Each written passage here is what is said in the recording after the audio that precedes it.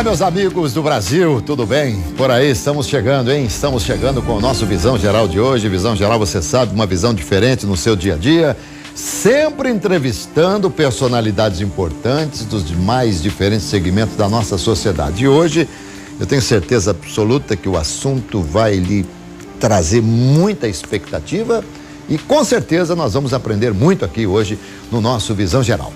Meu amigo, embora não devamos fazer o bem esperando uma recompensa, podemos ter a certeza de que alguém, algum dia, receberá a mesma moeda de volta. Moeda que um dia nós demos. E é assim com o pessoal que eu vou conversar hoje. Dr. Francisco Zoppi Campani, médico, tudo bem, doutor?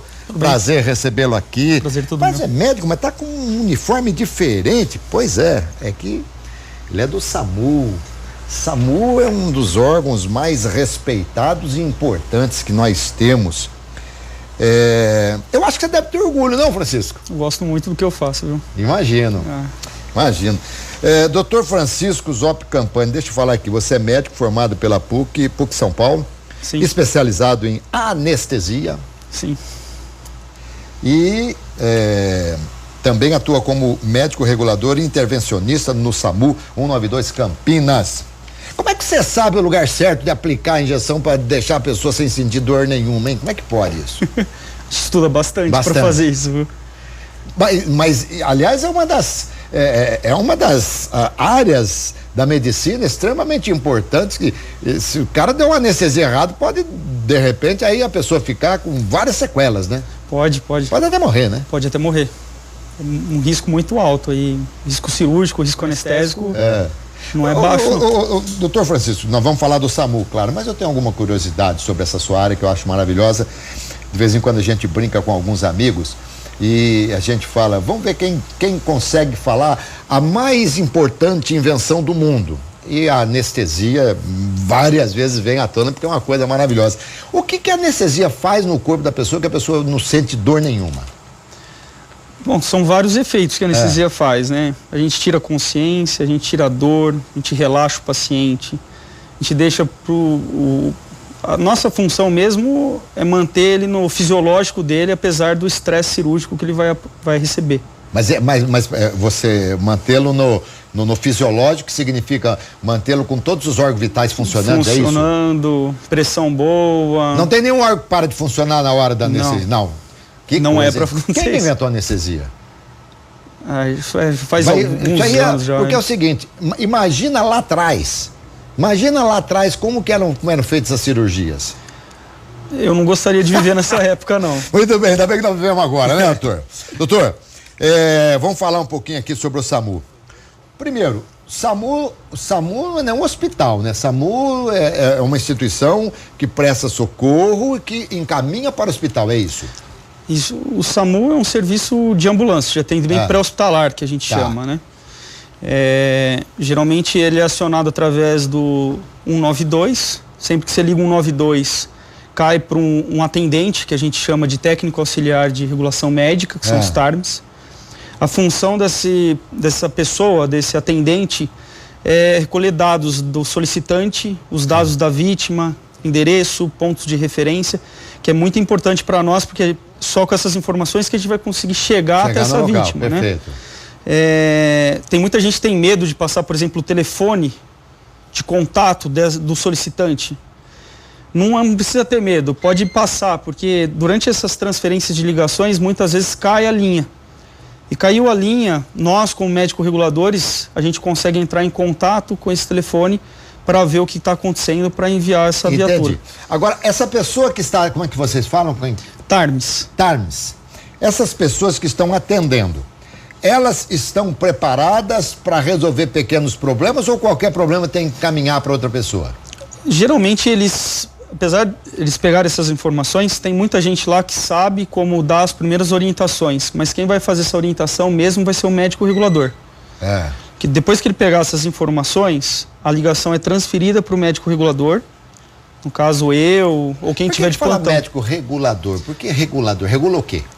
A gente regula, primeiro a gente orienta, a nossa função é, a gente orienta a vítima, a gente vai ver que tipo de viatura de suporte que a gente vai dar para esse paciente e qual a prioridade que a gente vai dar para esse paciente. Ah, tá. Entendi. Depois que a ambulância vai até o local, nós que vamos regular para onde que essa viatura vai. Perfeito. Você vai para o hospital, vai para a unidade de pronto atendimento. Então, peraí, você fala, você vai ver qual viatura que vai. Cada viatura tem os equipamentos necessários para aquele tipo de ocorrência? Isso. A gente tem 2 tipos de suporte. A gente tem a viatura de suporte básico e a viatura de suporte avançado. Ah, tá. A viatura de suporte avançado é composta por um condutor, socorrista, por um enfermeiro e por um médico, intervencionista.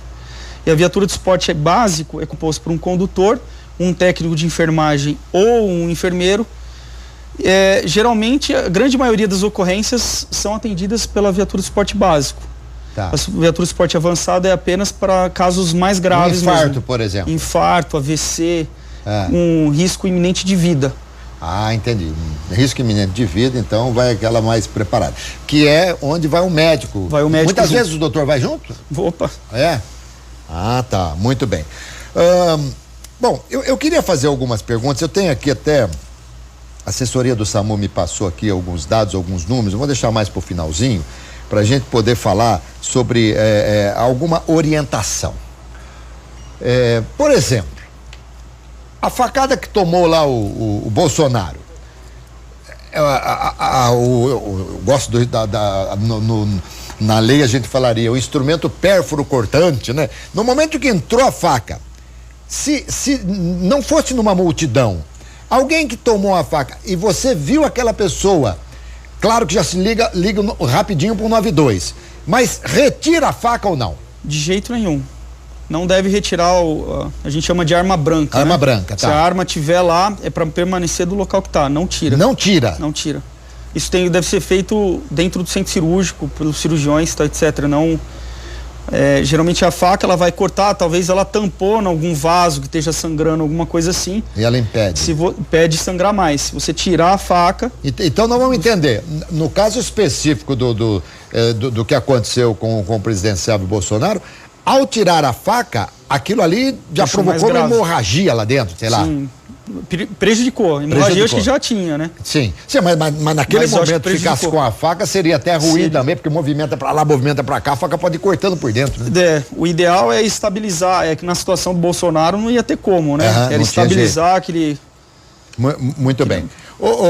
E essas pessoas que são, digamos assim, atendidas de maneira extremamente satisfatória pelo SAMU, e que de repente no próprio telefonema desengasga uma pessoa, vocês recebem posteriormente a gratidão dessas pessoas? Muitas vezes sim. Às vezes eles ligam agradecendo a gente, sim. E é muito emocionante para nós quando a gente consegue orientar uma mãe com a criança engasgada. A gente escuta no fundo a criança chorando. Às vezes dá vontade de chorar junto. Olha, imagino. E vocês, por exemplo, no momento que você está conversando com alguma pessoa para tentar ajudar do outro lado, já tem viatura saindo para ir até o local ou não?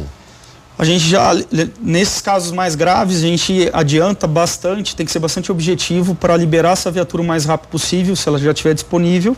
Tá. E enquanto a viatura estiver indo a caminho, a gente vai orientando o familiar, a vítima. O doutor Francisco, quando o doutor está a caminho com uma viatura equipada com UTI, aquela coisa toda, é um caso extremamente grave, você já sabe o hospital que você vai levar?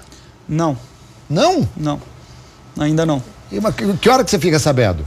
Então, primeiro a gente tem que chegar na ocorrência, ver o que realmente está acontecendo. Tem muita gente mal intencionado que liga pra gente, passa informações erradas. Então a gente chega, vê a situação do paciente, a situação da vítima, passa essa informação para o pessoal da regulação médica por rádio ou por telefone, o que for mais rápido.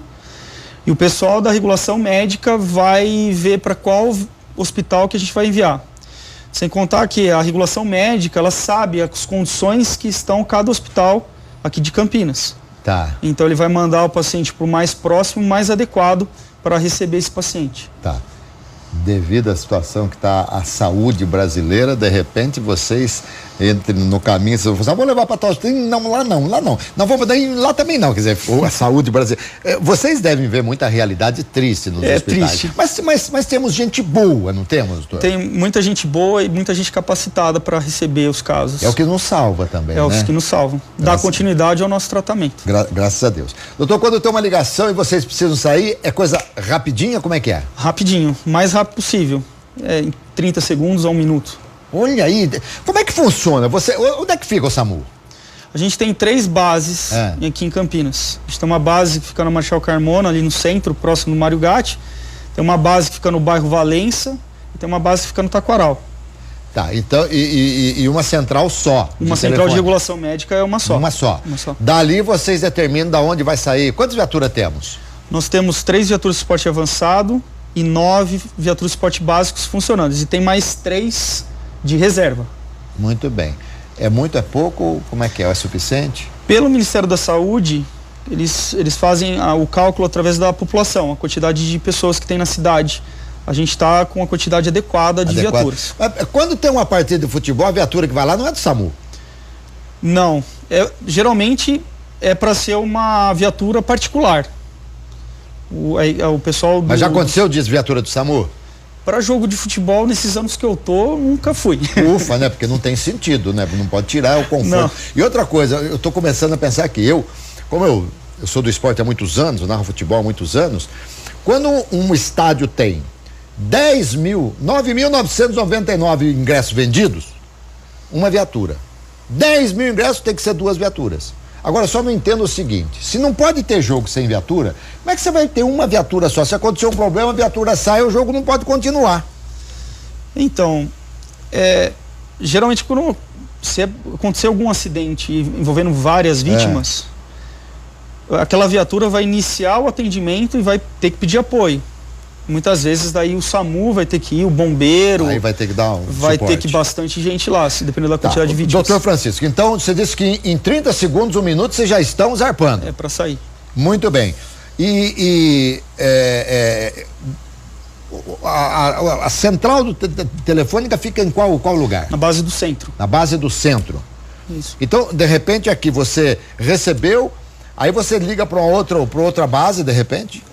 A ligação passa então pelo TARM, depois do TARM vai para o médico regulador, aí do médico regulador vai para o regulador de frota. Tá. O regulador de frota que é o responsável por despachar as viaturas, dependendo da área de atuação e a prioridade que esse atendimento determinou. O que alguns engraçadinhos fazem? Como é que eles passam trote no SAMU?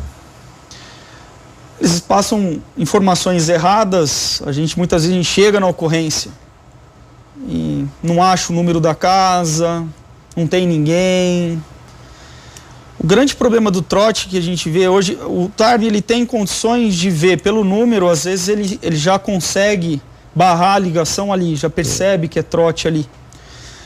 Mas essa perda de tempo que a linha vai ficar ocupada. Sim, claro, vai travar outras pessoas. Se alguém estiver realmente precisando... De repente alguém da família do cara que está tentando passar o trote. Passar o trote, ele não vai conseguir falar com a gente porque a linha está ocupada. E tem uma outra coisa que eu acho interessante, que é a história do lobo, sabe aquela história do menino Pedro que Lobo. ele ia a montanha assim, olha o lobo tal, não sei o quê, e todo mundo chegava lá e não tinha nada. Todo fazendo. Aí o dia que tinha um lobo, ninguém foi, o lobo comeu o cara. Quer dizer, então, de repente você que um dia vai ter que precisar do SAMU, a Bina já vai identificar o seu número aí, vocês vão atender, é capaz de demorar, porque achar que é trote e tal. E tem muito trote, doutor?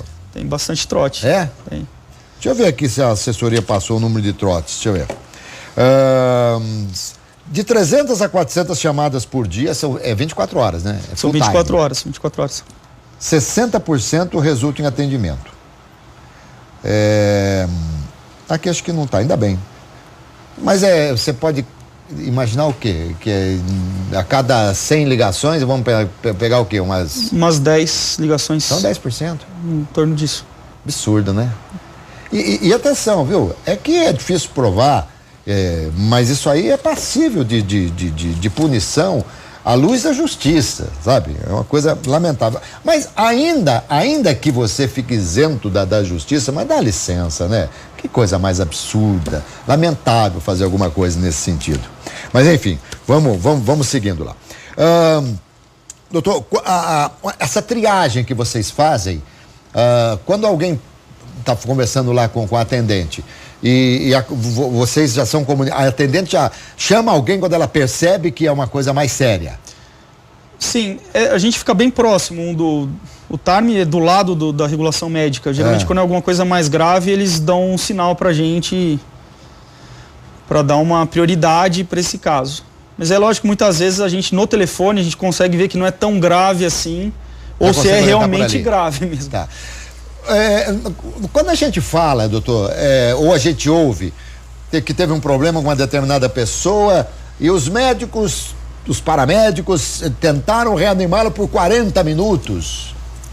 40 minutos? Mas como é que alguém fica teoricamente morto? Teoricamente. Como é que é? Porque quando vocês estão tentando reanimar, porque o coração parou de bater? Sim, mortalidade é altíssima, né? No caso de parada cardiorrespiratória. Mas se a gente fizer uma reanimação adequada, com pressões adequadas, com atendimento rápido, a gente muitas vezes consegue trazer essa pessoa de volta.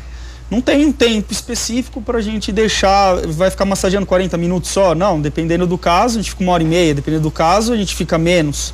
Então vai de acordo com as respostas que o paciente vai mostrando pra gente. Mas, doutor, como é que fica a oxigenação do cérebro? Então, a gente intuba o paciente, muitas vezes, né? A gente ventila esse paciente, ele não fica sem oxigenação. Mas só a massagem é suficiente para ventilar? Por um período, sim. Por um período, a gente tem uma reserva de oxigênio. Essa reserva aí é para durar em torno de 10 minutos. Então, se você fizer uma reanimação, por exemplo, o leigo souber fazer o suporte básico de vida, que a gente chama, iniciar a massagem, a gente orienta isso no telefone. Mas muitas vezes a gente chega, não sei, o pessoal tem medo de chegar no paciente, alguma coisa. A gente chega lá, não tem ninguém lá massageando. Se essa pessoa massagear de forma adequada, a gente para chegar em torno de 10, 15 minutos, a gente consegue trazer esse paciente de volta. Doutor, vamos fazer uma simulação aqui. Uma criança caiu na piscina e aí você viu ela tá no fundo da piscina. Qual a primeira coisa que você tem que fazer? Tira ele da água. Tira da água e depois? Chama ajuda. Chamar ajuda, liga um 92. Mas antes de ligar mas já não tem que fazer um procedimento ali? Então, a gente precisa chegar lá para conseguir salvar essa criança, certo? Então, mas eu moro longe, vai demorar para você chegar lá. Como é que eu faço? O que eu posso ir fazendo? Inicia a reanimação. Dependendo da idade, você pega o tórax da criança, com os 2 dedão no meio do tórax. Isso quando for criança bem pequena. Se for uma criança maior, os 2 dedos no meio do tórax. No meio do tórax. Na parte do terço inferior, né? Vai fazer massagem rápida. O terço inferior, pera um pouquinho, eu vou explicar o que é terço inferior, vamos lá. Bom, geralmente é a linha intermamilar. Intermamilar, muito bem. Mamilos está no meio. Aí você vai apertando aqui assim. Aperta forte e deixa voltar, rápido. Então, e vai fazendo. 100 a 120 minutos. Acabou esse conceito da respiração boca a boca? Não é, o leigo não é mais indicado fazer ventilação boca a boca. O leigo, mas quem não é leigo, quem sabe fazer, pode fazer. Pode fazer. Por que o leigo faz errado? A ventilação não é algo tão fácil de ser feito. Para você orientar alguém, por exemplo, por telefone, em fazer a ventilação boca a boca, e essa ventilação for adequada, a gente perdeu tempo de massagem. Então, a massagem é muito importante. E virar a pessoa de lado para de repente tentar, porque ela deve ter engolido água, alguma coisa assim. Se essa pessoa não tiver parada ainda, e ela tiver pulso. Tiver pulso. Tá. E estiver respirando ainda, o ideal é deixar de lado para que ela consiga expelir essa água. Muito bem. Nada de virar de ponta cabeça, nada disso, tal, deitada de lado, mas mesmo de lado continua fazendo a pressão, não? Se ela está com pulso e respirando, você não precisa fazer a pressão. Olha que interessante. Então, se ela tiver pulso, não precisa fazer a massagem aqui no peito. Aí teria que dar só o suporte de ventilação, se ela tiver em parada respiratória. Aí é melhor a gente chegar rápido lá. Então, também se eu perguntar pra você como é que faz, você não vai falar, né? Porque de repente alguém pode querer fazer. Mano, também. Eu vou dizer uma coisa, você depende do desespero, a pessoa for pra eu orientar aqui. Bom, o ideal, a gente tem que, se não tiver nenhum trauma dessa pessoa, é hiperestender a cabeça, sem um boneco, sem nada. Eu não vou pra trás. Sim. Você vai tampar o nariz, abrir a boca, colocar a boca, olhar para o tórax, soprar e ver se tem elevação do tórax. Ah, entendi. Não é tão fácil de fazer. Imagino mas que não seja. se alguém souber fazer e quiser fazer o paciente com pulso ainda... Não, ainda mais, se for comigo, a pessoa vai ter que usar as duas mãos para tapar o nariz. Daí eu fico caindo. Vamos falar da Lei Lucas, que por uma coisa tão trágica acabou virando lei, né? Tá implantada já a Lei Lucas, porque ela é nacional, né? Desde 2 de maio que foi promulgada aí, promulgada, né? exato, sancionada e tal. Sancionada. Mas e aí, já tá todo mundo nesse esquema na verdade, o que precisa? É um socorrista? É uma pessoa especializada? Ou é alguém da própria escola que tenha feito o trabalho de primeiros socorros? A intenção é exatamente ter alguém leigo que saiba fazer o suporte básico de vida e também o treinamento para realizar o desengasgo, né? Infelizmente esse menino aí tinha 10 anos, morreu engasgado, né? Terrível, né? Às vezes precisou disso para conseguir promulgar essa lei. O SAMU já fazia a capacitação de algumas escolas desde 2001. E agora virou lei, agora a gente mantém esse trabalho e vai ter apoio também de outras instituições para conseguir capacitar o maior número de pessoas possível. Não sei nem se vou acertar aqui a pronúncia, a manobra de Heimlich, é isso? Isso. E na verdade, o que vem a ser essa manobra? É uma manobra, uma compressão da região epigástrica de maneira muito forte, geralmente para desengasgar adulto. Adulto. Isso. A pessoa engasgou, tem um sinal internacional de engasgo, que é esse movimento, né? Porque a pessoa não vai conseguir falar, avisar que está engasgado. Se uma pessoa vê alguém fazendo esse movimento, uma churrascaria, provavelmente... Então, mas a pessoa que engasga, ela faz isso? Pode fazer isso. Não, ainda estando consciente, ela tem que fazer isso. Então, se a pessoa engasgar... Atenção, pessoal da terceira idade engasga muito, né? Engasga. Porque vai ficando mais flácida a glote, que essa coisa toda, né? Em coordenação. Exatamente. Então, olha, você não consegue falar quando está engasgado, mal consegue respirar. Então, esse aqui esse é o sinal internacional. É o sinal internacional, ok? Faz esse aqui, a pessoa já percebeu que está engasgado. E aí, por exemplo, eu nunca desengasguei ninguém. Eu conseguiria desengasgar uma pessoa com uma orientação? Conseguiria. É uma manobra que não é isenta de risco, tá bom, Humberto? Pode gerar lesão, isso aí no paciente. Porque então é uma coisa muito forte. É muito forte, tem que ser muito forte. Você gera uma pressão intraabdominal tão grande, intratorácica, que expele o corpo estranho, né? Que tá obstruindo. É mais ou menos aqui na linha na região epigástrica. Que é o diafragma, não? Para cima, enfim, mais ou menos. Mais ou menos nessa região, na boca do estômago. Na boca do estômago. Então, você abraça a pessoa por trás. Isso. Mão dominante fechada, mão... Aqui, assim. Muito forte. Forte, mamo. Rápido. E, como que se diz?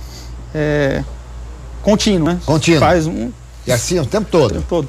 Até desengasgar e chama ajuda, né?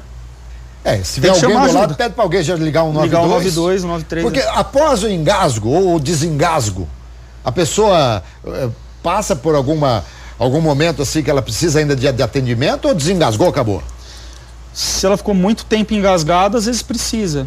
Ela pode evoluir para parada cardíaca, né? Olha que coisa, é uma coisa muito séria, muito isso. Sério. Agora, se for rápido, desengasgar rápido, a pessoa estiver bem, seria bom dar uma passadinha para algum médico ver se não teve alguma lesão, alguma coisa, mas se estiver bem, não há tanta necessidade. Muito bem. O SAMU recebe, quando a gente fala SAMU Campinas, tá certo? Campinas. SAMU Campinas. De 300 a 400 chamadas por dia, vamos colocar aqui, não vamos ficar na metade, vamos colocar 350. Eu já fiz mais ou menos o cálculo aqui, dá quase 15 por hora. Agora, se considerar que na noite, qual que é o horário de maior chamada? Durante o dia tem mais chamadas e até mais ou menos 11, meia-noite continua tendo. Na madrugada é muito menos. É menos. Tá. Mas se a gente considerar exatamente na média, dá aproximadamente 15 chamadas por dia. Dessas, são 60% resultam em atendimento. Isso. Tem a parte do trote, tem a parte também que a gente orienta. Casos que não são urgentes, teoricamente não é para ser feito de SAMU. Não é para ser removido por SAMU. Tá. Vai para meios próprios, dá um jejum vizinho, alguma coisa assim. Então, esses casos menos urgentes, a gente consegue orientar o que fazer em casa ou orientar essa pessoa a ir até o pronto-socorro por meios próprios. Entendi. uma coisa que me ocorreu aqui, né? Deu 15 chamadas por hora, estão me orientando lá. Deu 14,9 chamadas por hora. Obrigado aí, pessoal, me orientando aí, 15 chamadas. Queria fazer uma pergunta. Aquelas coisas do AVC, que a gente tem como pedir para a pessoa falar alguma coisa, erguer o braço, sorrir, para a gente ver se a pessoa está com sintoma de AVC. Se a gente perceber, embora leigos, se nós percebermos que a pessoa está tendo um AVC, liga para o SAMU e não tem o que fazer, tem que esperar. Tem que esperar. Geralmente é muito importante, se você perceber que alguém está tendo um AVC, pedir lá para ele levar os dois braços na frente do peito. Tem que levantar os dois. Mostrar os dentes para ver se não fica torto. A boca torta, Perfeito. ver se a pessoa está conseguindo falar alguma coisa, tal, etc. Se percebeu isso. Se apenas um item desse aí não for satisfatório, já é sintoma. Já é sintoma. Tá, muito bem. Tá. Tendo todos, então. A chance é muito grande de realmente ser um AVC. O AVC a gente tem dois tipos, o hemorrágico isquêmico e isso. Qual que é pior, hemorrágico? Né? O hemorrágico geralmente é mais grave. Tá. O isquêmico, se ele for atendido em 3 horas e meia ou 4 horas e meia do início dos sintomas, tem algum tratamento para ser feito. Perfeito.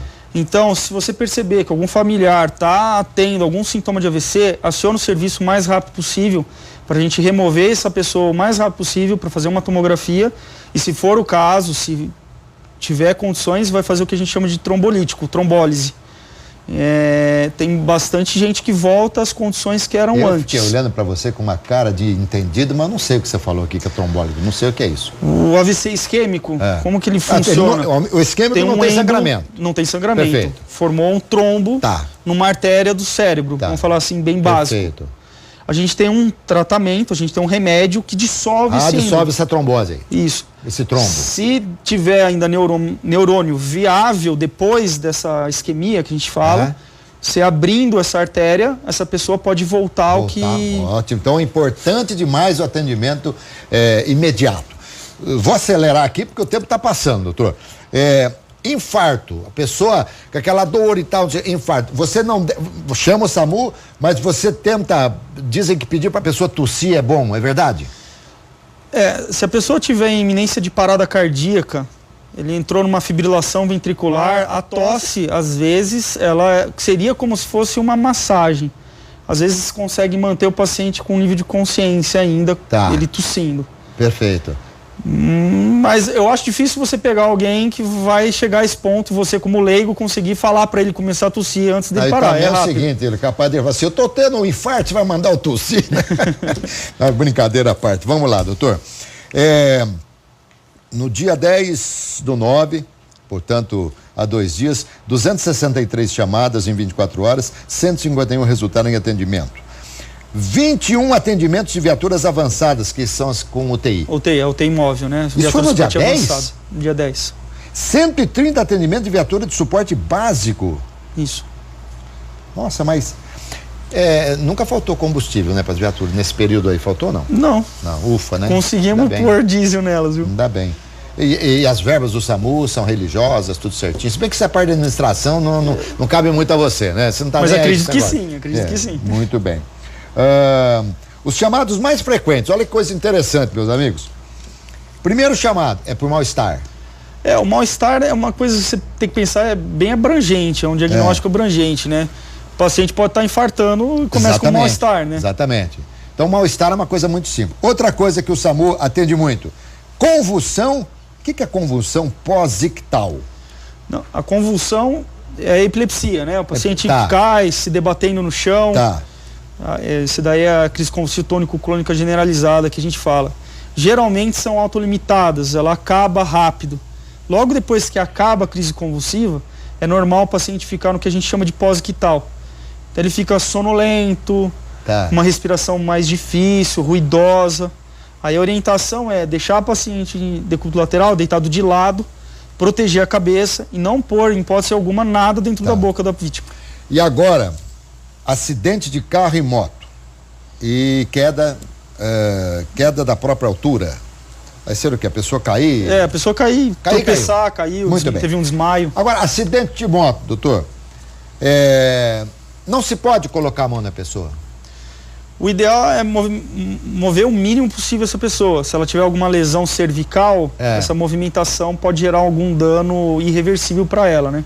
Então a orientação é, na medida do possível, não movimentar a vítima. Deixar do jeito que ela está, não tirar capacete, esperar o socorro chegar para fazer isso.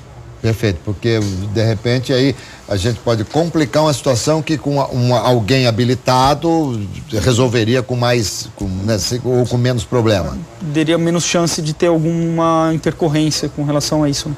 E em termos de acidente, doutor, o que mais o SAMU recebe para auxiliar? É acidente de moto ou de automóvel? Moto, com certeza. Moto. Acontece muito acidente com moto. E normalmente o acidente com moto ele tem uma mortalidade maior do que o acidente com carro, imagino. Tem, mas a grande maioria dos acidentes, graças a Deus, são vítimas leves. Tá. Porque a história da moto é o seguinte, cada um defende o lado, né? Quando o pai fala, não, moto, pelo amor de Deus, o filho fala, pai, mas com a moto eu saio de várias situações que eu não sairia com o carro. Mas, meu querido doutor Francisco, eu adorei falar contigo, estou em cima da hora. Quero te agradecer. Muito obrigado. Desejar que você trabalhe cada vez menos no SAMU em prol da população, mas toda vez que você for chamado, que utilize sempre aí o seu conhecimento, sua sabedoria. Muito obrigado aí pela oportunidade. Conversei aqui com o Dr. Francisco Zoppi Campani, médico regulador intervencionista do SAMU Campinas, 192. Só ligue 192 na necessidade, por favor. Por favor, só na necessidade. Porque eles estão lá para fazer um trabalho extremamente sério, tá bom, gente?